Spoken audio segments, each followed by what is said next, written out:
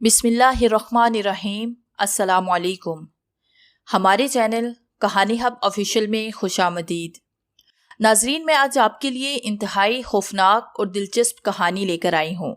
लेकिन कहानी शुरू करने से पहले आपसे गुजारिश है कि अगर आपने हमारा चैनल सब्सक्राइब नहीं किया तो आप हमारे इस चैनल को सब्सक्राइब कर लीजिए और बेल आइकन को भी प्रेस कर लें ताकि हर नई आने वाली वीडियो बआसानी आप तक पहुँच सके।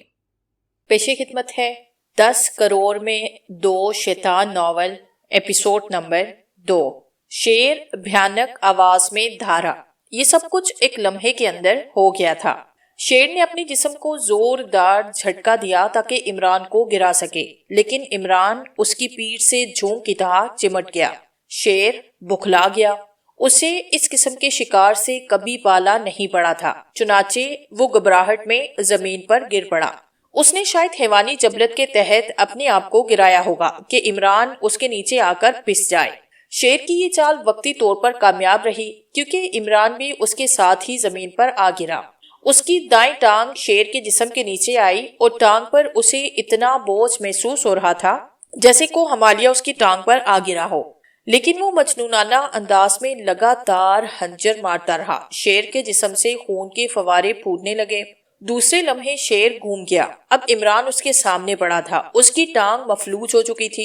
शेर जख्मी होने के बाद और भी ज्यादा गजबनाक हो गया था और इमरान को भी महसूस हुआ कि चंद लम्हे के बाद शेर का एक ही थप्पड़ उसकी गर्दन तोड़ डालेगा। मफलूज टांग की वजह से वो करवट भी नहीं ले सकता था। फिर शेर का पंजा जमीन से उठा। उसी लम्हे इमरान की आंखों के आगे सुर्ख झंडी लहराई और इमरान को ऐसे महसूस हुआ जैसे उसके जिस्म में शैतानी रूह दाखिल हो गई हो। अब इमरान भी दरिंदा बन चुका था। इमरान के हाथ से हंजर पहले ही गिर चुका था। इमरान के हलक से एक जोरदार आवाज निकली और फिर इससे पहले कि शेर का जोरदार थप्पड़ उसके जिस्म पर पड़ता, इमरान बिजली की तरह तड़पा और दूसरे लम्हे 2 शेर से लिपट चुका था। इमरान के हाथों में शेर की एक अगली और एक पिछली टांग आ गई और फिर शेर एक जोरदार धार मारता हुआ फिजा में बुलंद हुआ। इमरान ने शेर को दोनों हाथों के जोर से उठाया। इंसानी ताकत और कुव्वत की इंतहा थी। दूसरे लम्हे इमरान ने शेर को एक झकोला दिया और वो सामने वाले दरख्त से टकरा गया। शेर का सर जोरदार आवाज से दरख्त के तने से टकराया। इमरान अपनी पूरी कुव्वत लगा चुका था, इसलिए रद्द-ए-अमल के तौर पर उसकी आंखों के आगे अंधेरा सछाने लगा और फिर वो फिजा में हाथ मारता हुआ लहराकर जमीन पर आ गिरा। वो बेहोश हो चुका था। शेर अब तकलीफ की वजह से मुसलसल धारें मार रहा था। वो दरख्त से टकराने के बाद एक दफा फिर अपने पैरों पे खड़ा हुआ, लेकिन इससे पहले कि वो इमरान पे जुस्त करता, फायर की आवाज से जंगल गूंज उठा। गोली शेर का दिमाग फाड़ती हुई गुजर गई और शेर लहराकर वहीं गिर गया। वो चंद लम्हे तड़पने के बाद खत्म हो गया। इमरान और शेर एक दूसरे से 5 फुट के फासले पर पड़े थे। इमरान बेहोश पड़ा था, शेर मर चुका था। ये गोली जोसेफ की राइफल से निकली थी जो वहां से 20 फुट दूर एक दरख्त के तने के पीछे मौजूद था। जोसेफ ने इससे पहले भी शेर पे गोली चलाने की कोशिश की, लेकिन वो बार बार रुक गया क्योंकि इमरान और शेर एक दूसरे से इस अंदाज में लिपटे थे कि उसे खतरा था कि कहीं गोली इमरान को ना लग जाए। अब जैसे ही इमरान शेर से दूर हुआ तो उसने फायर कर दिया। गोली ठीक निशाने पे लगी और शेर, जो पहले ही इमरान के हाथों काफी जख्मी हो चुका था, एक ही गोली से खत्म हो गया। जोसेफ इमरान की तरफ भागने ही लगा था कि अचानक ठटक के रुका क्योंकि एक राइफल की नाल उसकी पुश पे लग चुकी थी। चुपचाप राइफल फेंक दो। अंधेरे में उसे अपनी पुश से एक सर्द आवाज सुनाई दी। उसने एक नजर दाएं बाएं देखा। 3 इंसानी सारे राइफलों का रुख उसकी तरफ किए खड़े थे। न जाने अचानक ये कहां से आ टिपके थे। जोसेफ ने राइफल फेंकी। बाईं तरफ मुड़कर चलो। वहीं सर्द आवाज दोबारा गूंजी और जोसेफ एक नजर बेहोश इमरान पे डालकर बाईं तरफ मुड़ गया। थोड़ी देर के बाद इमरान होश में आया। उसने आंखें खोली, लेकिन हर तरफ अंधेरा छाया हुआ था। एक लम्हे तक वो बेख्याली की हालत में रहा, फिर उसकी नजरों के सामने पिछला मंजिल घूम गया। दूसरे लम्हे वो मुकम्मल तौर पर होश में आ चुका था। वो फुर्ती से उठा, लेकिन लड़खड़ा गया। उसकी दाएं टांग में शदीद दर्द हो रहा था, लेकिन वो संभल गया। फिर आहिस्ता आहिस्ता चलता हुआ शेर की लाश की तरफ बढ़ा। शेर की लाश के करीब वो एक लम्हे के लिए रुका। उसने हिप पॉकेट से एक पेंसिल टॉर्च निकाली और टॉर्च की रोशनी में उसने देखा कि शेर के जिस्म पर हंजर से 22 निशान थे, लेकिन शेर की मौत उस गोली की वजह से हुई थी जो उसके दिमाग में घुस गई थी। وہ سمجھ گیا کہ یہ کارنامہ جوزف کا ہوگا۔ جوزف کا خیال آتے ہی اس نے حیرت سے چاروں طرف دیکھا، لیکن جوزف اسے کہیں نظر نہ آیا۔ اس نے 2-3 آوازیں بھی دی، لیکن جوزف غائب تھا۔ ادھر ادھر دیکھنے کے بعد اسے یقین ہوا کہ جوزف غائب ہو چکا ہے۔ اس نے پھر ٹارچ کی مدد سے ادھر ادھر ان لاشوں کو تلاش کیا جو جوزف اور اس کی گولیوں سے درختوں سے گرے تھے، لیکن وہاں کسی چیز کا کوئی نام و نشان نہ تھا، نہ ہی لاشیں تھی اور نہ ہی کوئی ہتھیار۔ ناچار اب وہ واپس اپنی جیپ کی طرف مڑا، اس کی رائفل بھی غائب تھی۔ وہ آہستہ آہستہ چلتا رہا، پھر تھوڑی دیر کے بعد وہ اپنی جیپ تک پہنچا۔ اس نے ایک نظر جیپ کے اندر ڈالی اور سٹیئرنگ سنبھال لیا۔ جیپ مڑی اور پھر تیزی سے بھیانک جنگل میں بھاگنے لگی۔ وہ مجہول صورت نوجوان جس نے نوشیتا کو اپنا نام مرزا اشفاق احمد بتایا تھا، تیز تیز قدم اٹھاتا ہوا کلب کے مین گیٹ سے باہر نکل آیا۔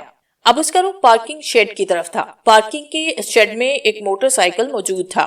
اس نے موٹر سائیکل سٹارٹ کیا اور گولی کی رفتار سے اس کا موٹر سائیکل سڑک پر آ گیا۔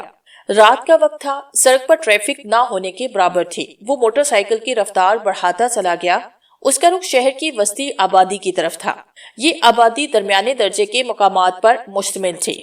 اچانک ایک موڑ مڑنے پر اسے تعاقب کا احساس ہوا۔ اس نے موٹر سائیکل کے بیک مرر میں سپورٹ کار کا سایہ دیکھا۔ وہ کافی دیر سے اس کار کو اپنے پیچھے تک رہا تھا، لیکن پہلے اس نے خیال نہیں کیا تھا، لیکن اب اسے احساس ہوا کہ یہ کار اس کے تعاقب میں ہے۔ چنانچہ اس نے موٹر سائیکل تیزی سے ایک اور سڑک کی طرف موڑا، لیکن خلاف توقع کار سیدھی گزرتی چلی گئی۔ مرزا نے اطمینان کا سانس لیا اور پھر مختلف سڑکوں پر سے گھومتا ہوا وہ وحدت کالونی کے ایک مکان کے سامنے جا کر رک گیا۔ اس نے جیب سے چابیاں نکالی، تالا کھول کر دروازے کو دھکیلا اور پھر موٹر سائیکل کو بھی وہ مکان کے اندر لے گیا۔ اس نے موٹر سائیکل سٹینڈ کرنے کے بعد دروازہ بند کیا اور پھر مکان کا صحن پار کر کے اندر والے کمرے میں آیا۔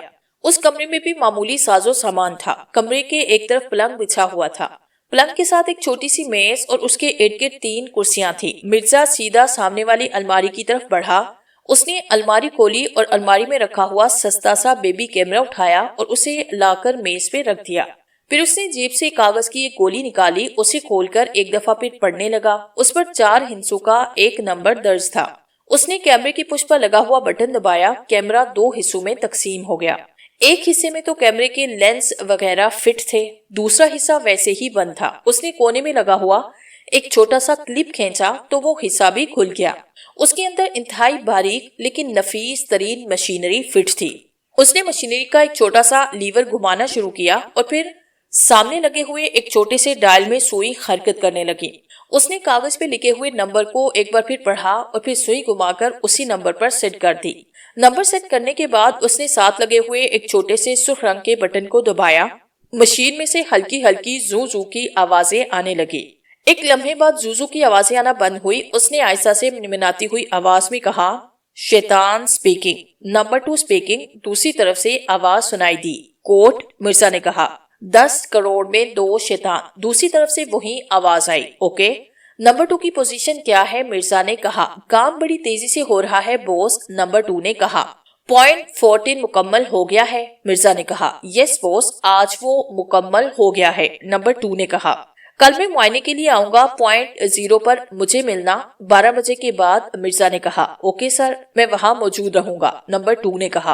Okay, over and all, Mirza نے سرخ رنگ کا بٹن دباتے ہوئے کہا اور پھر اس نے دوبارہ کلپ کھینچا۔ پھر اس نے کیمرے کے دونوں حصوں کو جوڑ کے رکھا۔ اب وہ سستا سا کیمرہ تھا جسے دیکھ کر کوئی بھی اندازہ نہیں لگا سکتا تھا کہ اس سستے سے کیمرے میں جدید اور فون ٹائپ ٹرانسمیٹر فٹ ہوگا۔ کیمرے کو اٹھا کر اس نے دوبارہ الماری میں رکھا اور پھر الماری سے ایک کتاب اٹھا کر کرسی پر آ بیٹھا۔ ابھی اسے کتاب پڑھتے تھوڑی ہی دیر ہوئی ہوگی کہ دروازے پر دستک ہوئی۔ مرزا نے چونک کر کتاب میز پہ رکھی، کلائی پہ بندھی ہوئی گھڑی پہ ایک نظر ڈالی اور پھر اٹھ کر دروازے کی طرف بڑھ گیا۔ اس نے دروازہ کھول دیا۔ باہر ایک طویل القامت لیکن دبلا پتلا نوجوان کھڑا تھا۔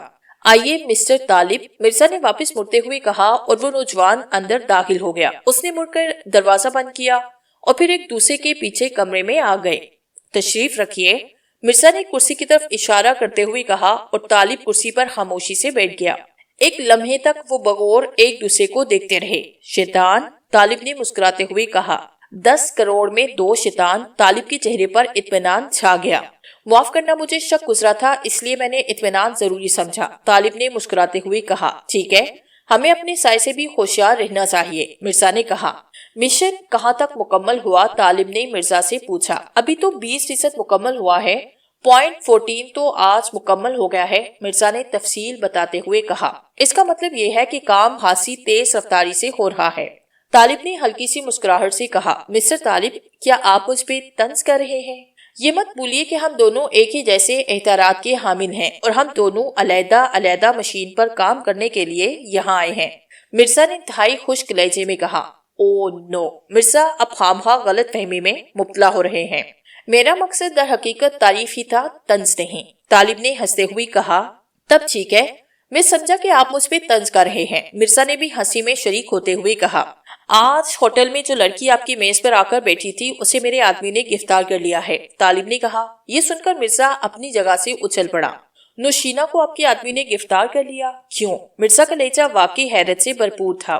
وجہ یہ ہے کہ آپ جیسے ہی میز سے اٹھے اس نے ایک محسوس اشارہ کیا اور آپ کے پیچھے ہی ایک یورپین نژاد نوجوان بھی اٹھ کر ہال سے باہر نکل گیا۔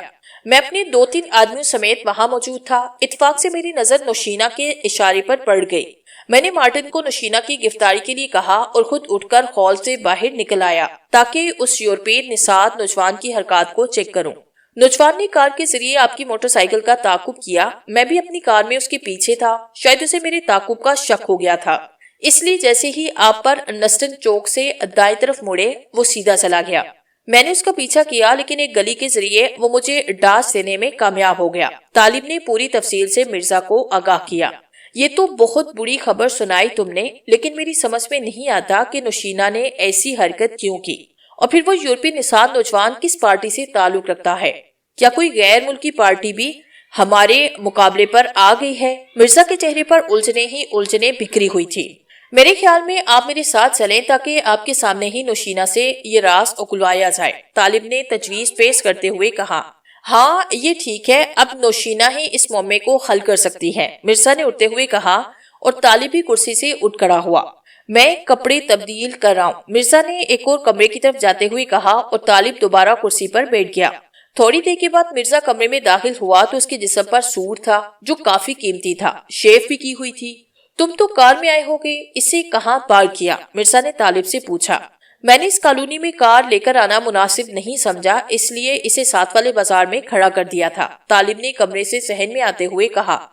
لیکن اب ہم کار میں نہیں جائیں گے، ٹیکسی کر لیں گے، کیونکہ ہو سکتا ہے دوسری پارٹی تمہاری گاڑی پہنچا چکی ہو اور اب کوئی اس کی نگرانی کر رہی ہو، مرزا نے مکان کے بیرونی دروازے کو تالا لگاتے ہوئے کہا۔ ہاں یہ ٹھیک ہے، میں کسی کو بیچ کر کار منگوا لوں گا، طالب نے کہا، اور پھر وہ دونوں پیدل بازار جانے والی سڑک پر چلنے لگے۔ جوزف کو وہ تینوں لیے ہوئے جنگل کے انتہائی شمال کی طرف بڑھتے گئے۔ کافی دور جا کر انہوں نے جوزف کو روکا۔ اس کی آنکھوں پر پٹی باندھو، ان میں سے ایک نے، جو کافی دو کا لیڈر معلوم ہوتا تھا، حکم دیا، اور ایک نے جیب سے سیاہ رنگ کی پٹی نکال کر جوزف کی آنکھوں پر باندھ دی۔ رائفل کی نال بدستور جوزف کی پشت سے لگی ہوئی تھی۔ اب 2 آدمی نے اسے بازو سے پکڑ لیا تھا۔ تھوڑی دیر کے بعد جوزف کو سیڑھیاں اترنے کا حکم دیا گیا تو جوزف حیران ہوا کہ جنگل میں سیڑھیاں کہاں سے آ گئی۔ بہرحال وہ سیڑھیاں اترتا چلا گیا، پھر سپاٹ زمین آئی۔ رک جاؤ، جوزف کو ایک بار پھر رکنے کا حکم ملا اور جوزف رک گیا۔ اس کی آنکھوں سے پٹی اتاری گئی، وہاں تیز روشنی تھی اس لیے جوزف کی آنکھیں جھپک گئی۔ اندھیرے سے یکدم روشنی میں آ جانے سے چند لمحے تک تو وہ اپنی آنکھیں پوری طرح کھول نہ سکا۔ پھر جب اس کی آنکھیں روشنی سے مانوس ہوئی تو اس نے دیکھا کہ وہ ایک چھوٹے سے کمرے میں ہے۔ اس کے سامنے ایک نقاب پوش موجود تھا، اس کے ارد گرد وہیں 3 آدمی ہاتھوں میں رائفلیں لیے کھڑے تھے، ان تینوں کے چہرے بھی نقابوں میں چھپے ہوئے تھے۔ یہ ہے کون اور اسے یہاں کس لیے لائے ہو؟ نقاب پوش نے گراہٹ آمیز لہجے میں کہا۔ بوس، یہ 2 نئے شکاری تھوڑی دیر پہلے ڈینجر زون میں داخل ہوئے تھے، ان میں سے ایک پر شیر نے حملہ کیا، وہ مارا گیا، دوسرا یہ چھپ گیا تھا۔ ان نقاب پوشوں میں سے ایک نے انتہائی مدبانہ انداز میں کہا۔ ڈینجر زون میں شکار، اور اس وقت؟ بوس نے انتہائی حیرت سے کہا۔ یہی تو عجیب بات ہے بوس، نقاب پوش نے کہا۔ کیا ان پر وائپر مشین نہیں آزمائی گئی تھی؟ بوس نے پوچھا۔ وائپر مشین سے ان پر 5 وار کیے گئے لیکن یہ دونوں انتہا سے زیادہ پھرتیلے نکلے۔ وائپر مشین ان کا کچھ نہ بگاڑ سکی، الٹا ہمارے 2 آدمی انہوں نے مار گرائے، نقاب پوش نے جواب دیا۔ تو اس کا مطلب یہ ہوا کہ یہ شکاری نہیں بلکہ کچھ اور ہیں، بوس نے کراہٹ بھرے لہجے میں کہا۔ جی ہاں بوس، اس لیے میں نے اسے زندہ گرفتار کر کے لے آنا مناسب سمجھا تاکہ آپ اسے معلومات حاصل کر سکیں، نقاب پوش نے کہا۔ اچھا کیا تم نے، بوس نے تحسین آمیز انداز میں کہا۔ جوزف خاموشی سے کھڑا ان کی گفتگو سن رہا تھا۔ کون ہو تم؟ بوس نے کڑکتے ہوئے جوزف سے پوچھا۔ جوزف دی گریٹ، جوزف نے فریہ انداز میں کہا۔ اس کا انداز ایسا تھا جیسے آغا حشر کے ڈرامے میں کام کر رہا ہو۔ شٹ اپ یو نونسنس، اسے سامنے والے ستون سے باندھو، بوس نے نقاب پوشوں کو حکم دیتے ہوئے کہا۔ جوزف نے سوچا اب وقت آ گیا ہے کہ یہاں سے فرار ہو جانا چاہیے، کیونکہ اب تک وہ اس لیے خاموشی سے چپ چاپ نقاب پوشوں کے ساتھ چلا آیا تھا کہ وہ کہیں بے ہوش عمران کو گرفتار نہ کر لیں۔ اس کی طرف سے توجہ ہٹانے کے لیے اس نے خاموشی اختیار کی گئی۔ ایک نقاب پوش نے رائفل سے اسے ستون کی طرف چلنے کا اشارہ کیا۔ جوزف کمرے کے درمیان چلتے ہوئے ایک مضبوط ستون کی طرف بڑھ گیا۔ بوس اتنے میں ایک الماری سے چمڑے کا کوڑا نکال چکا تھا۔ جوزف نے اچانک چلتے چلتے بوس کے کوڑے پہ ہاتھ ڈالا، دوسرے لمحے کوڑا اس کے ہاتھ میں تھا۔ اس سے پہلے کہ کوئی سنبھلتا، جوزف نے تیزی سے کوڑا لہرایا اور وہ شراب کی آواز سے برین گن والے نقاب پوش کے ہاتھ پر لگا۔ اس کے ہاتھ سے برین گن چھوٹ کر دور جا گرے۔ دوسرے نقاب پوش نے ٹریگر دبایا، گولی چلی۔ اتنی دیر میں جوزف وہاں سے ہٹ چکا تھا۔ گولی جوزف کے دائیں طرف کھڑے ہوئے ایک نقاب پوش کے سینے میں لگی اور وہ ایک کربناک چیخ مارتے ہوئے زمین پر ڈیر ہو گیا۔ پھر تو کمرے میں بنسال آیا۔ جوزف انتہائی تیزی سے کوڑا گما رہا تھا اور کمرہ نقاب پوشوں کی چیخوں سے گونج اٹھا۔ وہ انہیں اتنی مہلت نہیں دینا چاہتا تھا کہ وہ کمرے سے باہر نکل سکے۔ ویسے کمرے میں چاروں طرف فوم کی چادریں فٹ تھی، اسی لیے یہ کمرہ ساؤنڈ پروف بھی تھا۔ نتیجتاً نقاب پوشوں کی چیخیں باہر جا ہی نہ سکی۔ تھوڑی دیر کے بعد نقاب پوش فرش پر ڈیر ہو چکے تھے۔ جوزف اسی طرح وحشت سے ان پر کوڑے برسا رہا تھا۔ اس کا ہاتھ بجلی کی تیزی سے گھوم رہا تھا۔ شراب کی آوازوں اور نقاب پوشوں کی کربناک چیخوں سے پورا ماحول انتہائی خوفناک اور بھیانک ہو گیا تھا۔ چند ہی لمحوں بعد تینوں نقاب پوش بے حس ہوئے۔ وہ بے ہوش ہو چکے تھے۔ جوزف نے ہاتھ روکا، وہ بری طرح سے کانپ رہا تھا۔ چند لمحے تک وہ لمبے لمبے سانس لیتا رہا، پھر اس نے زخموں سے پر نقاب پوشوں کے چہروں سے نقاب کھینچے۔ وہ سب مقامی معلوم ہوتے تھے۔ اب جوزف کے سامنے مسئلہ وہاں سے نکلنے کا تھا۔ کمرے میں کہیں دروازہ نظر نہیں آ رہا تھا، اس لیے چند لمحے تک وہ حیرت سے ادھر ادھر تکتا رہا۔ پھر اچانک اس کی نظر کونے میں ایک چھوٹی سی میز پر پڑی جس کی سائیڈ میں 2 مختلف رنگوں کے بٹن لگے ہوئے تھے۔ جوزف نے ایک نقاب اپنے چہرے پہ باندھا اور پھر سبز رنگ کا بٹن دبا دیا۔ سارے کمرے میں موجود فوم کی چادریں غائب ہو گئی۔ اب کونے میں ایک دروازہ نظر آ رہا تھا۔ اس نے دوسرا بٹن دبایا تو دروازہ خود بخود کھل گیا۔ جوزف نے زمین پر پڑی ہوئی ایک برین گن اٹھائی، دروازے سے باہر نکل آیا۔ یہ ایک لمبی سی گیلری تھی جو اب سنسان پڑی تھی۔ وہ خاموشی سے دائیں سائیڈ پر چلنے لگا۔ اچانک اسے آہٹ سی محسوس ہوئی۔ جوزف پھرتی سے ایک ستون کے پیچھے چھپا۔ ایک نقاب پوش تھا جو سامنے سے چلا رہا تھا۔ وہ تیز تیز قدم اٹھاتا ہوا اس طرف آ رہا تھا جدھر جوزف چھپا ہوا تھا۔ جیسے ہی وہ جوزف کے قریب سے گزرنے لگا، اچانک جوزف نے اس کے سینے پر برین گن کی نال رکھی۔ وہ نقاب پوش چھٹک کر رک گیا۔ واپس مڑو، جوزف نے کراہٹ آمیز لہجے میں کہا۔ لیکن میرا قصور، نقاب پوش نے نہ جانے جوزف کو کیا سمجھتے ہوئے خوفزدہ انداز میں پوچھا۔ تم اندر کیوں داخل ہوئے تھے؟ جوزف نے غصے سے بھرپور آواز میں سوال کیا۔ لیکن میں تو ڈیوٹی ختم کر کے آ رہا ہوں۔ آنے والے نقاب پوش کی آواز میں حیرت تھی۔ نہیں، واپس جنگل میں چلو، جوزف نے رائفل کی نال کو جھٹکا دیتے ہوئے کہا۔ مگر نقاب پوش واقعی حیران تھا کہ یہ آخر مسئلہ کیا ہے۔ چلو، جوزف نے اور زیادہ غصہ ظاہر کرتے ہوئے کہا اور نقاب پوش کندھے جھٹکتا ہوا واپس مڑ گیا۔ یہ ایک خاصے وسیع ہال تھا۔ ہال کے درمیان میں ایک کرسی پر نشینہ بنی ہوئی بیٹھی تھی۔ اس کا شوق سکرٹ جگہ جگہ سے پھٹ گیا تھا۔ اس کا چہرہ خوف اور دہشت کی ذاتی کی وجہ سے بگڑ گیا تھا۔ سرخ و سفید رنگ گہری زردی میں تبدیل ہو چکا تھا۔ اس کے بائیں سائیڈ پر مارٹن کھڑا تھا اور ایسی نظروں سے دیکھ رہا تھا جیسے مکڑی اپنے جالے میں پھنسی ہوئی مکھی کو دیکھتی ہے۔ اچانک دروازے پر دستک ہوئی۔ مارٹن چوکا اور پھر اس نے آگے بڑھ کر دروازہ کھول دیا۔ سامنے 2 نقاب پوش موجود تھے۔ دونوں کے نقاب انتہائی گہرے سرخ رنگ کے تھے۔ شیطان، ان میں سے ایک نے مارٹن سے مخاطب ہو کر انتہائی سرد آواز میں کہا۔ 10 کروڑ میں 2 شیطان، مارٹن نے مؤدبانہ انداز پر جھکتے ہوئے کہا، اور پھر وہ دونوں اندر داخل ہو گئے۔ نشینہ کی نظر جیسے ہی ان دونوں پر پڑی، وہ خوف سے چیخنے لگی۔ میں بے گناہ ہوں، میں نے کوئی غلطی نہیں کی، نوشینہ نے کہا۔ بکواس بند کرو لڑکی، تم نے غداری کی ہے۔ ان میں سے ایک نے منمناتی ہوئی لیکن انتہائی سرد آواز میں کہا، یہ یقیناً مرزا کی آواز تھی۔ نہیں بوس، آپ کو کوئی غلط فہمی ہوئی ہے۔ نوشینہ کی آواز خوف سے لرز رہی تھی۔ مت بھول لڑکی، میرا نام شیطان ہے اور شیطان کو کوئی دھوکہ نہیں دے سکتا، مرزا نے روح میں اتر جانے والی گراہٹ سے کہا۔ نوشینہ خوف کے مارے بے اختیار رونے لگی۔ اپنے آنسو کو روک لو، شیطانوں پر یہ حربے کارگر نہیں ہوتے۔ اور جواب دو کہ ہوٹل 3 کراس میں جہاں تم نے ہمارے کرندے کو خفیہ پیغام پہنچایا اور جب وہ جانے لگا تو تم نے جس یورپین نژاد نوجوان کو محسوس اشارہ کیا وہ کون تھا؟ مرزا نے انتہائی سخت لہجے میں پوچھا۔ میں نہیں جانتی بوس، میں نے کسی کو اشارہ نہیں کیا، خدا شاہد ہے، نوشینہ نے جواب دیتے ہوئے کہا۔ خدا کا نام ہمارے سامنے مت لو، شیطانوں کے سامنے خدا کی قسم کھانا بیکار ہے۔ سچ سچ بتا دو ورنہ شیطان کسی پر رحم نہیں کیا کرتے، دوسرے شیطان طالب نے خوفناک آواز میں کہا۔ نوشینہ نے کوئی جواب نہ دیا بلکہ وہ بے اختیار آنسو بہانے لگی۔ اسے یقین ہو گیا کہ یہ شیطان اس کی کسی بات کو تسلیم نہیں کرے گا۔ مارٹن، اچانک طالب چیخا۔ یس باس، مارٹن نے ایک دم اٹینشن ہوتے ہوئے کہا۔ اپنا چاقو نکالو اور اس لڑکی کا دایاں کان کاٹ دو، طالب نے حکم دیتے ہوئے کہا۔ نہیں، مجھ پہ رحم کرو، میں بالکل سچ کہہ رہی ہوں، میں نے کسی کو کوئی اشارہ نہیں کیا تھا۔ نوشینہ خوف سے چیخ اٹھی، لیکن مارٹن نے پھرتی سے جیب سے ایک بڑا سا چاقو نکالا، پھر کمرے میں چاقو کھلنے کی آواز ابھری۔ دوسرے لمحے مارٹن چاقو لیے ہوئے آہستہ آہستہ نوشینہ کی طرف بڑھنے لگا۔ نہیں نہیں، میں نے کوئی غلطی نہیں کی، میں بے گناہ ہوں۔ نوشینہ چاقو کو اپنی نظروں کے سامنے دے کر چیخنے لگی۔ پھر دوسرے لمحے خول نوشینہ کی طویل اور دردناک چیخ سے گونج اٹھا۔ مارٹن نے انتہائی بے رحمی سے چاقو کے ایک ہی وار سے اس کا دایاں کان کاٹ دیا۔ اس کے کٹے ہوئے کان سے سرخ خون تیزی سے بہنے لگا۔ نوشینہ کا سر ایک طرف ڈھلک گیا۔ وہ خوف اور تکلیف کی شدت سے بے ہوش ہو چکی تھی۔ اسے ہوش میں لاؤ، مرزا کی جذبات سے آری آواز گونجی اور مارٹن نے ایک بھرپور تھپڑ نوشینہ کے گال پہ جما دیا۔ نوشینہ ایک ہی جھٹکے سے ہوش میں آئی۔ اس کی آنکھیں خوف سے ابھر رہی تھی۔ وہ ایک لمحے تک اپنے سامنے کھڑے دونوں شیطانوں کو دیکھتی رہی، پھر اس نے دونوں کو گالیاں دینا شروع کر دی۔ ناک کاٹ ڈالو، مرزا نے مارٹن کو دوسرا حکم دیا۔ کاٹ دو، میرا سارا جسم کاٹ دو، تم واقعی شیطان ہو، نوشینہ چیخنے لگی۔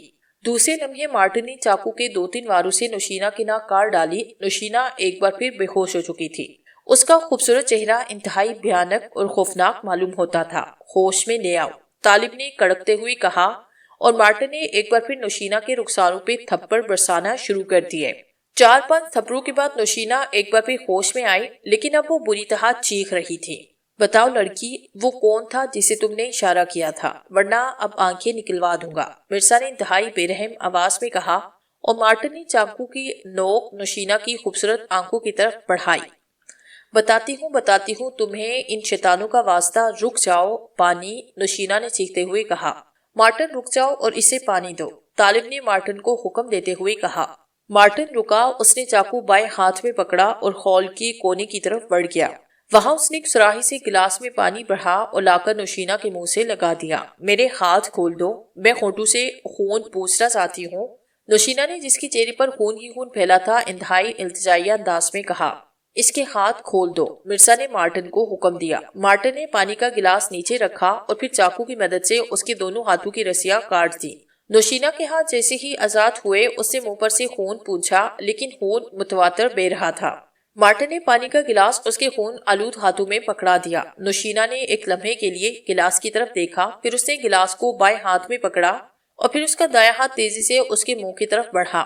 مارٹن نے سمجھا کہ وہ خون پونچھنا چاہتی ہے، لیکن نوشینہ کی انگلی میں موجود ایک انگوٹھی کا ڈھکن کھلا، اس میں موجود سفوف اس کے حلق میں چلا گیا۔ دوسرے لمحے نوشینہ گلاس سے منہ لگا چکی تھی۔ مارٹن نے نوشینہ کی یہ حرکت دیکھی، اس نے پھرتی سے گلاس اس کے ہاتھوں سے چھینا، لیکن وہ گلاس خالی کر چکی تھی۔ میں نے زہر کھا لیا شیطانوں، اب تم مجھ سے کچھ معلوم نہیں کر سکتے، نوشینہ نے کہا مارتے ہوئے کہا، اور دوسرے لمحے اس کا سر ڈھلک گیا۔ مارٹن نے آگے بڑھ کر اس کا سر سیدھا کیا، لیکن وہ ان شیطانوں کی دست سے دور جا چکی تھی۔ یہ برا ہوا، اس لڑکی کو مرنا نہیں چاہیے تھا، اب میں پھر تاریکی میں چلا گیا ہوں، مرزا نے ہاتھ ملتے ہوئے کہا۔ ہاں، لیکن ہمیں خیال بھی نہیں تھا کہ یہ اس طرح خودکشی کر لے گی۔ طالب کے لہجے میں افسوس کا عنصر موجود تھا۔ مارٹن، اس کی لاش ٹھکانے لگاؤ، مارٹن نے طالب سے مخاطب ہوتے ہوئے کہا۔ اوکے بوس، مارٹن نے جھکتے ہوئے مؤدبانہ انداز میں کہا، اور پھر وہ دونوں شیطان واپس مڑے اور دروازے سے باہر نکل گئے۔ عمران جیپ دوڑاتا ہوا سیدھا بہزاد محل پہنچا۔ اس نے جیپ پورچ میں روکی اور خود اتر کر اپنے کمرے کی طرف بڑھ گیا۔ اس کے سارے جسم میں درد ہو رہا تھا۔ غنیمت یہ تھا کہ محل کے سارے مکین سوئے ہوئے تھے، اس لیے عمران کی حالت کسی پر ظاہر نہ ہو سکی۔ کمرے میں پہنچنے کے بعد وہ سیدھا اپنے اٹیچی کیس کی طرف بڑھا۔ اس نے اٹیچی کیس کھولا، اس میں سے ایک جیسی ٹرانسمیٹر نکال کر اس کا بٹن آن کر دیا۔ کمرے کا دروازہ اس نے اچھی طرح بند کر دیا تھا۔ بٹن دبنے کے چند لمحے بعد ہی رابطہ قائم ہو گیا۔ Hello, black zero, Imran speaking, over. Imran نے کہا، yes sir, black zero speaking, this end over. دوسری طرف سے بلیک زیرو کی آواز ابھری، تم ابھی تک جا رہے ہو؟ ورنہ میرا خیال تو یہ تھا کہ شاید کافی دیر بعد رابطہ قائم ہو، اوور۔ عمران نے پوچھا۔ میں جاگ رہا تھا عمران صاحب، میں بین الاقوامی مجموع کی فائل کا مطالعہ کر رہا تھا، بلیک زیرو نے جاگنے کی وجہ بتاتے ہوئے کہا۔ کیوں، خیریت تو ہے نا؟ خود اپنا فوٹو اس فائل میں لگوانے کا ارادہ تو نہیں، اوور۔ عمران نے پوچھا۔ نہیں صاحب، خدا معاف کرے، میرا فوٹو اس میں لگا اور آپ نے میرے ہاتھوں میں ہتھکڑیاں ڈالی، اوور۔ طاہر نے ہنستے ہوئے کہا۔ اچھا طاہر، تمہاری مرضی، ورنہ میں نے تو تمہیں آفر دی ہے، اوور۔ عمران نے بھی ہنستے ہوئے کہا۔ ایک شرط پر ایسا ہو سکتا ہے کہ آپ کا فوٹو بھی میرے ساتھ لگے، اوور۔ طاہر نے تجویز پیش کی۔ یہ تو کوئی بڑی بات نہیں، اخباروں میں مجموع کے ساتھ پولیس والوں کے فوٹو چھپتے ہی رہتے ہیں، عمران نے کہا۔ اس لحاظ سے نہیں، بلکہ استاد شاگرد کے لحاظ سے فوٹو لگے تب تو بات بنے، اوور، طاہر نے جواب دیا۔ اچھا طاہر، مذاق ایک طرف رہا، اب میں جو کچھ کہوں اسے غور سے سنو۔ تمہیں علم ہے اس وقت میں ریاست پریم نگر میں موجود ہوں۔ میرا خیال تھا کہ کوئی چھوٹا موٹا کیس ہوگا، لیکن یہاں تو معاملہ کافی اونچا جاتا ہوا معلوم ہوتا ہے۔ اس لیے تم کل صبح صفدر کیپٹن شکیل، تنویر اور جولیا کو ریاست پریم نگر بھجوا دو۔ وہ یہاں میک اپ میں آئیں گے اور ہوٹل سن ریز میں ٹھہریں گے۔ میں انہیں یہاں کنٹیکٹ کر لوں گا۔ پارٹی لیڈر کے لحاظ سے انہیں میرے احکام کی تعمیل کا حکم ضرور دے دینا، اوور۔ عمران نے تفصیل سے ہدایات دیتے ہوئے کہا۔ بہت بہتر سر، میں کل صبح ممبرز کو پہلی فلائٹ پر بھجوا دوں گا، اوور۔ بلیک زیرو نے مؤدبانہ لہجے میں کہا۔ Okay, over and all, Imran نے کہا اور پھر ٹرانسمیٹر کا بٹن آف کر دیا۔ ٹرانسمیٹر واپس بیگ میں رکھ کر اس نے کپڑے اتارے اور سلیپنگ سوٹ پہن لیا۔ اس نے بیگ میں اسے پین کلر کی 2 گولیاں نکال کر پانی سے کھائی، جس سے درد میں فرق پڑا، اور وہ بیڈ پر لیٹ گیا۔ اب اسے جوزف کی فکر تھی، لیکن اسے یقین تھا کہ جنگل میں جوزف کی صلاحیتیں کچھ اور زیادہ بڑھ جاتی ہیں، اس لیے وہ مجرموں کے ہاتھوں سے بچ جانے میں کامیاب ہو جائے گا۔ اس کا خیال تھا کہ صبح وہ جنگل میں اس جگہ جا کر نشانات تلاش کرے گا، چنانچہ وہ سونے کی کوشش کرنے لگا۔ اسے سوئے ہوئے تھوڑی ہی دیر گزری تھی کہ اس کے کمرے کا روشن دان ہلکی سی آواز سے کھلا اور ایک ریوالور بردار ہاتھ روشن دان سے اندر داخل ہوا۔ ریوالور کے نال پر سائلنسر چڑھا ہوا تھا۔ نالی کا رخ عمران کے سینے کی طرف ہوا، ٹریگل دبا اور ایک ہلکا سا دھماکہ ہوا۔ اسی لمحے بے اختیارانہ عمران نے کروٹ لی، گولی عمران کے جسم کے قریب سے گزرتی ہوئی بستر میں دھنس گئی۔ اس سے پہلے کہ دوسری گولی چلتی، عمران بجلی کی تیزی سے نیچے فرش پہ گر پڑا، ہاتھ واپس چلا گیا۔ عمران نے ریوالور کی جھلک روشندان میں دیکھی، کیونکہ بلیو لائٹ سے کمرے میں ہلکی سی روشنی ہو رہی تھی۔ عمران نے پھرتی دکھائی، جھٹکے سے اس نے چٹخنی کھولی اور کمرے سے نکل کر گیلری میں بھاگنے لگا۔ گیلری کے اختتام پر ہی سیڑھیاں تھیں۔ وہ تیزی سے سیڑھیاں چڑھتا چلا گیا، جلد ہی اس گیلری تک پہنچ گیا۔ گیلری سے سیڑھیاں چھت پر جا رہی تھی۔ وہ تیزی سے چھت کی طرف بڑھا، چھت کے دوسرے سرے پر اسے ایک ہک دیوار کے ساتھ لٹکا ہوا نظر آیا۔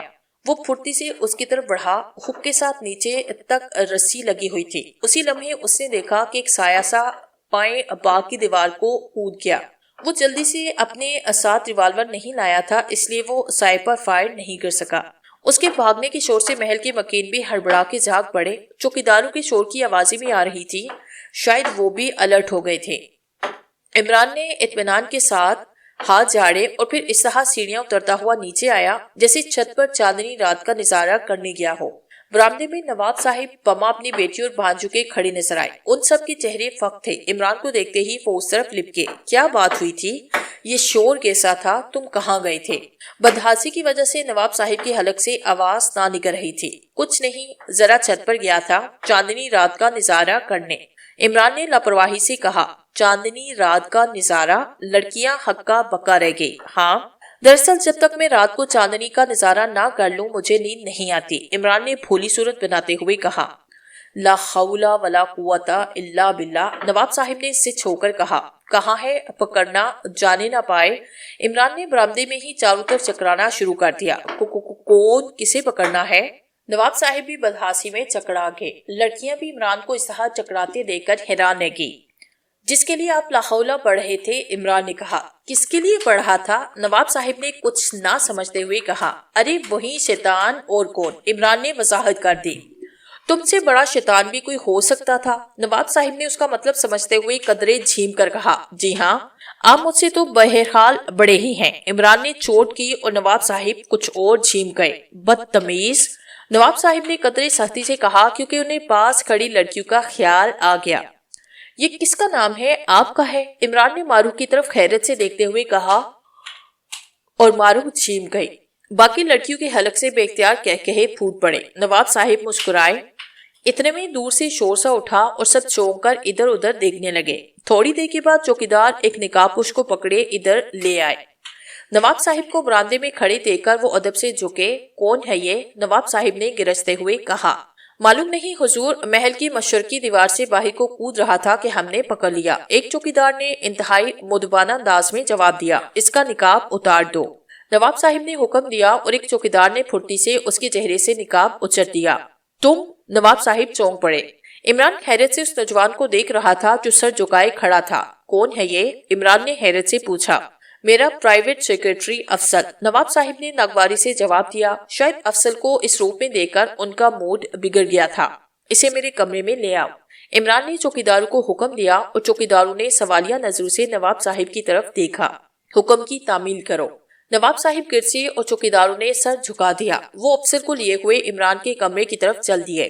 افسر کے ہاتھ پشت پر بندھے ہوئے تھے، اسے ایک کرسی پہ بٹھا دیا گیا۔ عمران اور نواب صاحب کے علاوہ باقی سب لوگوں کو کمرے سے نکال دیا گیا۔ عمران نے دروازہ بند کر کے اندر سے چٹخنی لگائی۔ نواب صاحب سامنے صوفے پر بیٹھے کینہ پرور نظروں سے افضل کو تک رہے تھے، جو کہ سر جھکائے بیٹھا تھا۔ عمران بھی صوفے پر نواب صاحب کے قریب آ کر بیٹھا۔ اس نے ایک لمحہ دلچسپ نظروں سے افضل کو دیکھا اور پھر نواب صاحب سے مخاطب ہوا۔ یہ کب سے آپ کے پاس ملازم ہے؟ عمران نے پوچھا۔ پچھلے 15 سالوں سے، نواب صاحب نے بڑے ٹہرے ہوئے انداز میں جواب دیا۔ بڑا لمبا عرصہ ہے، عمران نے حیرت سے کہا۔ ہاں، اسی لیے تو مجھے اس بددیانت پر اور بھی زیادہ غصہ آ رہا ہے۔ میں کسی قیمت پر اس پر شک نہیں کر سکتا تھا، اور یہی مار آستین نکلا۔ نواب صاحب فکرہ مکمل کر کے دانت پیسنے لگے۔ ان کا چہرہ غصے کے مارے سرخ ہو رہا تھا۔ ان کا بس نہیں چلتا تھا کہ افضل کو توپ دم کرا دیں۔ افضل صاحب، آپ کو ماؤتھ آرگن بجانا آتا ہے؟ عمران نے اچانک افضل سے مخاطب ہوتے ہوئے پوچھا، اور افضل جو سر جھکائے بیٹھا تھا، اس سوال پر اس نے تیزی سے سر اٹھایا جیسے اسے بجلی کا کرنٹ لگا ہو۔ اس نے بھرپور اور گہری نظروں سے عمران کی آنکھوں میں دیکھا، پھر اس کے لبوں پر پھیکی سی مسکراہٹ آئی اور اس نے سر جھکایا۔ نواب صاحب بھی حیرت سے آنکھیں پھاڑے بیٹھے تھے۔ یار، تم تو یوں سر جھکائے بیٹھے ہو جیسے دلہن بارات کے انتظار میں بیٹھی ہو، عمران نے کہا۔ افضل نے سر پھر بھی نہیں اٹھایا۔ ارے یار، واقعی میں ہی غلطی پر تھا، تم دلہن کیسے ہو سکتے ہو؟ توبہ توبہ، اتنی فاش غلطی کیوں نواب صاحب؟ اس نے اچانک نواب صاحب کی طرف مڑ کر سوال داغ دیا۔ افضل اب حیرت سے عمران کو تک رہا تھا جیسے وہ عمران کی شخصیت کو سمجھ نہ پا رہا ہو۔ سیدھی طرح بتاؤ کہ تم کیوں مجھے قتل کرنا چاہتے تھے؟ اچانک عمران بے انتہا سنجیدگی سے بولا۔ اس کے چہرے سے حماقت یوں غائب ہوئی جیسے کسی نے نقاب اتار کر پھینک دیا ہو۔ چہرے پر پوری سنجیدگی آ گئی تھی۔ افضل یہ سنجیدگی دیکھ کر نروس ہو گیا۔ میں کچھ نہیں جانتا، افضل نے ہکلاتے ہوئے کہا۔ افضل؟ عمران سام کی طرح پھنکارا اور افضل نے یوں جھٹکا کھایا جیسے اسے کسی نے کوڑا مار دیا ہو۔ اس نے ایک لمحہ عمران کی آنکھوں میں دیکھا اور پھر اس نے بولنا شروع کیا، جیسے وہ خود الفاظ منہ سے نہ نکال رہا ہو بلکہ الفاظ خود اس کے منہ سے نکل رہے ہوں۔ میں بتاتا ہوں، میں پچھلے سال سے ان کے لیے کام کر رہا ہوں۔ میں مجبور تھا، مجھے وہ بلیک میل کرتے تھے، افضل نے خوفزدہ لہجے میں کہا۔ کن کے لیے کام کر رہے ہو؟ عمران کی آواز میں تلوار جیسی کاٹ تھی۔ 10 کروڑ میں 2 شیطان کے لیے، افضل نے اٹکتے ہوئے کہا۔ کیا؟ عمران بے اختیار چونک پڑا۔ نواب صاحب تو خیر شروع سے ہی حیرت کے شدید جھٹکوں کی ضد میں تھے، لیکن اس بار عمران بھی واقعی حیرت زدہ رہ گیا۔ 10 کروڑ میں 2 شیطان، عمران نے حیرت سے دہرایا۔ جی ہاں، یہ ان کے گروہ کا محسوس نام ہے اور یہی ان کا کوڈ ورڈ ہے۔ افضل سب کچھ بتائی جا رہا تھا۔ خوب، واقعی بہترین نام ہے، بڑے زندہ دل معلوم ہوتے ہیں، لیکن اب وہ 2 شیطان کون کون سے ہیں؟ عمران نے باتوں ہی باتوں میں اچانک پوچھا۔ یہ تو مجھے معلوم نہیں، افضل نے جواب دیا۔ کیوں معلوم نہیں؟ کیا وہ تمہیں اپنے سامنے بیٹھے ہوئے نظر نہیں آتے؟ عمران نے ڈانٹتے ہوئے کہا اور پھر وہ نواب صاحب کی طرف دیکھ کر گھبرا گیا، جو ایک لمحے تو بات سمجھے نہیں تھے، اور جب سمجھے تو ان کا چہرہ غصے سے سرخ ہوا۔ نواب صاحب، شاید ایسی گستاخیاں زندگی میں کبھی سنی نہ ہوں گی، اور پھر بھلا مجال بھی کس کی تھی نواب صاحب کے سامنے کوئی اونچا بول جائے۔ گستاخی تو ایک طرف رہی، لیکن یہ عمران جب سے آیا تھا برابر ان پر چوٹیں کر رہا تھا۔ عمران، نواب صاحب غصے سے دھارے، شیطان نمبر 2 کہیے جناب، عمران نہ کہیے، عمران نے انہیں تقریباً پچکارتے ہوئے کہا۔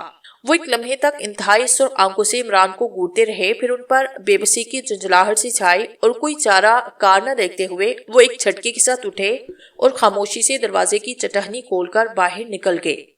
حسکم جہاں پاک، عمران نے اٹھ کر دروازے کو دوبارہ بند کرتے ہوئے کہا۔ افضل خاموشی سے عمران کی حرکات کو تک رہا تھا۔ عمران دوبارہ صوفے پر آٹ کر بیٹھا۔ اس نے اطمینان کی ایک طویل سانس لی، کیونکہ وہ دل سے چاہتا تھا کہ نواب صاحب یہاں سے ٹل جائیں، اور پھر اٹھ کر اس نے افضل کے بندھے ہوئے ہاتھ کھولے۔ افضل اس کی شخصیت سے کچھ اس طرح متاثر ہو چکا تھا کہ اس نے ہاتھ کھولنے کے باوجود کوئی حرکت نہیں کی۔ دیکھو افضل، جو کچھ تمہارے علم میں ہو مجھے صحیح بتا دو، میں وعدہ کرتا ہوں کہ تمہیں بچا لیا جائے گا، اور تمہارے خلاف جو بلیک میلنگ اسٹف شیطانوں کے پاس ہے وہ بھی حاصل کر کے میں تمہیں دے دوں گا، ورنہ جانتے ہو تمہارے جرم کی سزا نواب صاحب کے پاس کیا ہے۔ عمران نے اسے سنجیدگی سے سمجھایا۔ عمران صاحب مجھے بچائیں، مجھ سے غلطی ہو گئی ہے، میں بے حد مجبور تھا، میں وعدہ کرتا ہوں میں آپ کو سب کچھ بتا دوں گا جو میرے علم میں ہے۔ افضل کا لہجہ انتہائی عاجزانہ تھا۔ ٹھیک ہے، تم بے فکر ہو، عمران نے اسے تسلی دی۔ صاحب، آج سے 1 سال پہلے مجھے خط ملا جس میں وہ بلیک میلنگ اسٹف تھا، وہ میری ایک غلطی تھی، اور وہ ایک ایسی چیز تھی کہ اگر وہ منظر عام پہ آتی تو یقیناً میں خودکشی کر لیتا۔ بہرحال مختصر قصہ، اس بلیک میلنگ کی وجہ سے مجبور ہو کر میں ان کا اعلی کار بن گیا۔ میرے ذمہ صرف اتنا کام تھا کہ میں نواب صاحب کی تمام مصروفیات، بات چیت، خط و کتابت کی اطلاع انہیں بھیجتا رہتا۔ چونکہ میں نواب صاحب کا پرائیویٹ سیکرٹری تھا اور نواب صاحب کو مجھ پر اعتماد تھا، اس لیے مجھے ان کے یہ مطالبات پورے کرنے میں کوئی تکلیف نہ ہوئی۔ آج سے کچھ دن پہلے نواب صاحب نے کسی سر سلطان سے بات چیت کی اور کوئی آدمی جنگلات کی تحقیقات کے لیے منگوایا۔ اس کی اطلاع میں نے انہیں بھجوا دی۔ انہوں نے میرے ذمہ یہ کام لگایا کہ جیسے 2 آدمی آئیں ہمیں اطلاع دینا۔ آپ کی آمد پر میں نے انہیں اطلاع دینی چاہی، لیکن میرا ٹرانسمیٹر خراب ہوا، افسر نے تفصیل بتاتے ہوئے کہا۔ تم رابطہ ٹرانسمیٹر بھی رکھتے ہو؟ عمران نے سوال کیا۔ جی ہاں، انہوں نے مجھے ایک چھوٹا سا ٹرانسمیٹر بھی دیا ہوا ہے جس پر میں انہیں تمام اطلاعات دیتا ہوں۔ بہرحال کافی دیر کے بعد وہ ٹرانسمیٹر ٹھیک ہوا، لیکن اس وقت تک آپ کی جیپ واپس آ گئی تھی۔ میں نے انہیں تمام تفصیلات بتائی۔ انہوں نے مجھے آپ کو گولی مارنے کا حکم دیا اور میں نے کوشش کی لیکن ناکام رہا۔ باقی صورتحال آپ کے سامنے ہے، افضل نے تمام حالات بتلاتے ہوئے کہا۔ تمہاری رہائش کہاں ہے؟ عمران نے پوچھا۔ اس محل کے شمالی کونے میں مجھے کوارٹر ملا ہے، افضل نے جواب دیا۔ تمہیں یہاں سب لوگ پہچانتے ہوں گے؟ عمران نے پوچھا۔ جی ہاں، میں گزشتہ 15 سالوں سے یہاں کام کر رہا ہوں، مجھے یہاں کا بچہ جانتا ہے، افضل نے جواب دیا۔ تو پھر تم نے سیاہ کپڑے اور منہ پہ نقاب ڈال کر مجھے قتل کرنے کی کوشش کیوں کی؟ عمران نے سوال کیا۔ عمران صاحب، میں نے اس لیے نقاب لگایا تھا کہ آپ کے قتل کی تحقیقات ضرور ہونی تھی، اور بغیر نقاب کے مجھے کوئی دیکھ لیتا تو مجھے پکڑ لیا جاتا، لیکن اس طرح تمام الزام کسی نقاب پوش پر لگ جاتا، افضل نے جواب دیا۔ تمہاری عقل دار نکل چکی ہے، عمران نے اچانک سوال کیا۔ اب اس کے چہرے پر دوبارہ حماقتوں کی جلوہ گری تھی۔ جی؟ افضل نے حیرت سے پوچھا۔ اس کی سمجھ میں عمران کی شخصیت نہیں آ رہی تھی جو پل پل میں روپ بدل لیتا تھا۔ مقصد یہ کہ تم تو بہت ذہین نکلے، عمران نے کہا، اور افضل شرمندہ انداز میں مسکرا دیا۔ اچھا مسٹر افضل، اب تم ایسا کرو کہ تم بدسور اپنی جگہ کام کرتے رہو، لیکن شرط یہ ہے کہ اب تم جو اطلاع انہیں دو گے وہ مجھے بھی بتا دیا کرو، اور جو حکم ان سے ملے وہ مجھے بھی بتا دیا کرو۔ میرا وعدہ ہے کہ میں تمہیں بچا لوں گا، عمران نے کہا۔ لیکن نواب صاحب، افضل نے قدرے جھجکتے ہوئے کہا۔ تم بالکل بے فکر ہو، میں سب کچھ ٹھیک کر لوں گا، عمران نے اسے تسلی دیتے ہوئے کہا۔ پھر ٹھیک ہے، افضل نے مطمئن لہجے میں کہا۔ اچھا یہ بتاؤ، جب تم ٹرانسمیٹر پر بات چیت کرتے تھے تو کیا کوڈ ورڈ استعمال کیے جاتے تھے؟ عمران نے پوچھا۔ یہیں 10 کروڑ میں 2 شیطان، افضل نے جواب دیا۔ ٹھیک ہے، تم بیٹھو، میں ابھی آتا ہوں، عمران نے کہا، اور پھر خود اٹھ کر اپنے کمرے سے باہر چلا گیا۔ وہ نواب صاحب کو ڈھونڈ رہا تھا۔ نواب صاحب اپنے کمرے میں بڑی پریشانی کے عالم میں ٹہر رہے تھے۔ ان کے چہرے پر پریشانی صاف عیاں تھی۔ وہ عمران کو آتا دے کر اس کی طرف لپکے۔ کیا ہوا، کچھ پتا چلا؟ نواب صاحب نے پوچھا۔ اب گھبرائے نہیں نواب صاحب، سب ٹھیک ہو جائے گا، عمران نے کہا، اور پھر اس نے ساری تفصیل بتائی۔ ٹھیک ہے، جیسا تم چاہو گے ویسا ہی ہوگا، لیکن کیس ختم ہونے کے بعد میں اسے برداشت نہیں کروں گا، نواب صاحب نے کہا۔ آپ بے فکر رہیں، سب ٹھیک ہو جائے گا۔ عمران نے نواب صاحب کو تسلی دی اور پھر ان سے اجازت لے کر واپس چلا گیا۔ اس نے افضل کو تسلی دی اور بھیج دیا۔ جوزف اس شخص کو آگے لگائے ہوئے چلا جا رہا تھا۔ وہ گیلیوں سے گزرنے کے بعد ایک کمرے میں آیا۔ اس شخص نے دیوار کی ایک طرف لگے ہوئے بٹن کو ہلکے سے دبایا۔ جوزف خاموشی سے کھڑا دیکھ رہا تھا۔ اس وقت چونکا جب اچانک ایک جوں کی آواز سے اس کے چاروں طرف دبی شیشے کا ایک غلاف آیا۔ وہ شیشے کی چار دیواری میں قید ہو گیا تھا۔ شیشے کی یہ دیواریں اچانک فرش سے نکلی۔ ان شیشوں پر برین گن کی گولیوں کا کوئی اثر نہ ہوا، بلکہ گولیاں جیسے ہی شیشے سے ٹکراتی چپٹی ہو کر نیچے گر پڑتی۔ نقاب پوش نے اسے اندھادھند گولیاں برساتا دیکھ کر بے اختیار کہے لگانا شروع کر دیے۔ اچانک باہر گیلری میں بھاگتے ہوئے قدموں کی آوازیں سنائی دی۔ اس نقاب پوش نے کہے حلق میں گٹ کے پھر دروازے سے 3 نقاب پوش جنہوں نے ہاتھوں میں برین گنیں اٹھائی تھی اندر داخل ہوئے۔ وہ شاید برین گن چلنے کی آواز سن کر آئے تھے۔ جیسے ہی وہ کمرے کے اندر داخل ہوئے، جوزف کو شیشے کے کمرے میں بند دیکھ کر ایک لمحے کے لیے تھٹکے، پھر ان کا رخ دوسرے نقاب پوش کی طرف ہوا جو اب تک بٹن کے قریب کھڑا تھا۔ کیا بات ہے، کون ہے یہ؟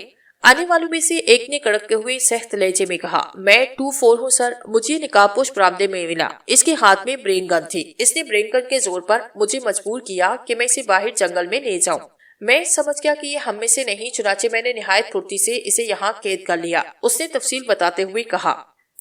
جوزف اس وقت خاموشی سے ہاتھ میں برین گن لیے کھڑا تھا۔ وہ سمجھ گیا کہ نادانستگی میں وہ بری طرح پھنس چکا ہے۔ نمبر 24، تم نے انتہائی ذہانت سے کام لیا، میں تمہاری رپورٹ شیطان کو ضرور پہنچاؤں گا، نقاب پوش نے کہا۔ اب تم جاؤ، اسی لیڈر نے کہا، اور 24 خاموشی سے باہر چلا گیا۔ تم برین گن اچھال کر باہر پھینک دو، اب اسی نقاب پوش جوزف کو حکم دیتے ہوئے کہا۔ کیوں باہر پھینک دوں؟ میرے ہاتھ میں پکڑی ہوئی اچھی نہیں لگتی، جوزف نے لاپرواہی سے جواب دیا۔ ایک لمحے تک وہ نقاب پوش خاموشی سے جوزف کو دیکھتا رہا اور پھر مین سوئچ بورڈ کی طرف بڑھ گیا جہاں سے بٹن دبانے پر یہ شیشے کی دیواریں فرش سے نکلی تھی۔ اس نے جا کر ایک بٹن دبایا۔ بٹن دبتے ہی پہلے زو زو کی آوازیں آتی رہی، پھر اچانک ان دیواروں کے اندر زور رنگ کا دھواں پھیلنے لگا۔ حالانکہ شیشے کی دیواروں کے اوپر چھت نہیں تھی، لیکن اس کے باوجود زرد دھواں نیچے دیواروں کے ساتھ ساتھ نیچے ہی نیچے بہہ رہا تھا۔ اس کا رخ اوپر کی طرف نہیں تھا۔ دھواں نکلتے ہی جوزف کو ایسے محسوس ہوا جیسے وہ ہوا میں معلق ہو گیا ہو۔ اس نے ہاتھ پیر مارنا شروع کر دیے۔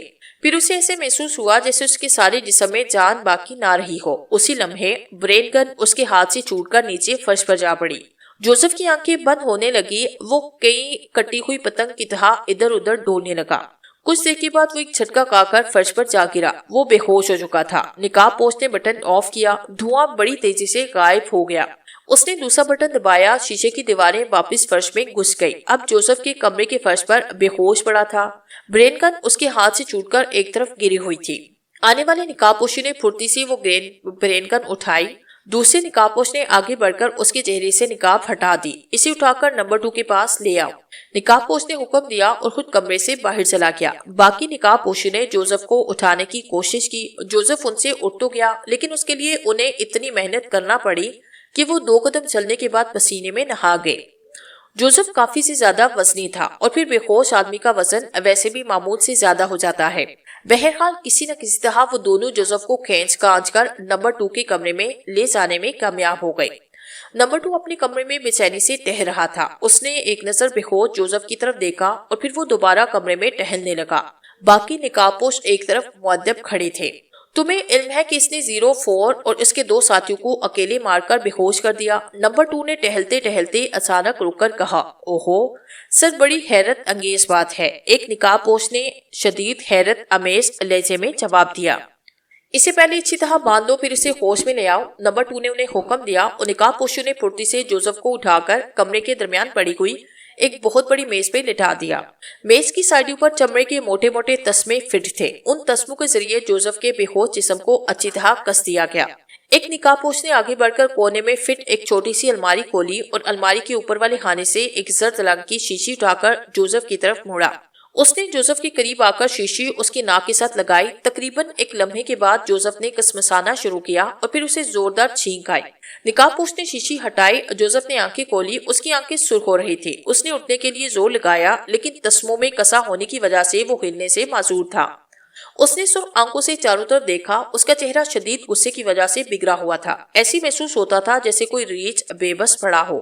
کون ہو تم؟ اچانک نمبر 2 نے کڑکتے ہوئے لہجے میں پوچھا۔ پہلے مجھے شراب دو، پھر میں بتاؤں گا کہ میں کون ہوں، جوزف نے انتہائی غصیلے لہجے میں کہا۔ شٹ اپ، بکواس بند کرو ورنہ تمہاری کھال ادھیر کے رکھ دوں گا۔ نمبر 2 اپنے اسسٹنٹ کے سامنے اپنی بے عزتی برداشت نہ کر سکا۔ جوزف خاموش رہا۔ اس نے کوئی جواب نہ دیا۔ بتاؤ کون ہو تم؟ نمبر 2 نے دوبارہ پوچھا۔ پہلے شراب دو، جوزف نے وہی جواب دیا۔ میرا ہنٹر نکال لاؤ۔ اچانک نمبر 2 نے ایک نقاب پوش کو حکم دیا اور نقاب پوش پھرتی سے اسی الماری کی طرف بڑھا۔ چند لمحے کے بعد نمبر 2 کے ہاتھ میں ایک بہت بڑا اور خوفناک ہنٹر لہرا رہا تھا۔ بتاؤ کون ہو تم؟ اس نے ہنٹر کو لہرا کر اس سے ایک خوفناک کڑک پیدا کرتے ہوئے کہا۔ شراب، جوزف نے اسی لمحے اسی لہجے میں کہا اور اسی لمحے ہنٹر کی طرف سے جوزف کے بازو سے خون ٹپکنے لگا اور پھر تو نمبر 2 وحشی بن گیا۔ اس نے اندھادھند جوزف کے بندے ہوئے جسم پر ہنٹر برسانا شروع کر دیے۔ شراب شراب کی آوازوں سے کمرہ گونج اٹھا۔ تمام نقاب پوش کمرے کے کونوں میں سہمے ہوئے کھڑے تھے لیکن ہنٹر کی شراب سے زیادہ اونچی آواز جوزف کے منہ سے نکل رہی تھی۔ تقریباً اسی آواز سے ملتی جلتی شراب شراب شراب۔ جوزف کا سارا جسم لہو لہان ہوا۔ چہرے پر ہنٹر کی ضربات سے آری ترچی سرخ لکیروں کا جال سا بن گیا تھا۔ جوزف آنکھیں بند کیے لگاتار شراب شراب کی رٹ لگائے ہوئے تھا۔ ایک دفعہ بھی اس کے منہ سے سسکاری نہ نکلی۔ واقعی یہ قوت برداشت کی انتہا تھی۔ بوس، اچانک ایک نقاب پوش بول اٹھا۔ کیا ہے؟ نمبر 2 نے غصے سے پنکارتے ہوئے کہا۔ بوس، میرے خیال میں یہ شخص شراب کا بہت رسیا ہے اور اسی لیے شراب مانگ رہا ہے، نقاب پوش نے خیال ظاہر کرتے ہوئے کہا۔ نمبر 2 نے سوچتے ہوئے کہا، کون سی شراب پیو گے؟ اچانک نمبر 2 نے جوزف سے مخاطب ہوتے ہوئے کہا۔ وسکی، جوزف نے آنکھیں کھول کر نمبر 2 کی طرف دیکھتے ہوئے کہا۔ وسکی کی ایک بوتل لے آؤ، نمبر 2 نے ایک نقاب پوش کو حکم دیا۔ نہیں، ایک سے کام نہیں چلے گا۔ پھر میں 10 بوتلوں سے کم نہیں پیا کرتا، جوزف نے لاپرواہی سے جواب دیا۔ کیا کہا؟ 10؟ نمبر 2 حیرت سے چیخ پڑا۔ اس کی آنکھوں سے بے یقینی صاف عیاں تھی۔